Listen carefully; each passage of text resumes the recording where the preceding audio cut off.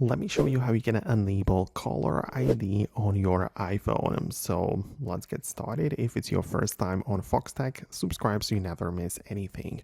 The first step, of course, would be to open up your settings app, where and at the bottom of the list, we have the all apps section.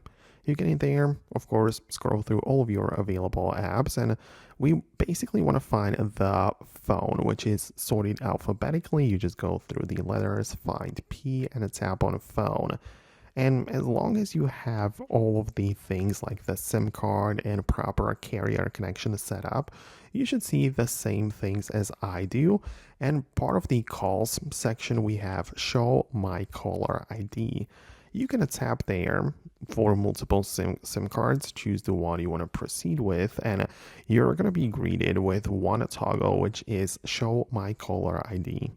You get to decide if you enable it or disable it. These are the only options. And if you have it turned on, meaning it's shown to others, it means that when you're calling them, when you're calling somebody else, they can see your number, your ID, so they know who is calling them.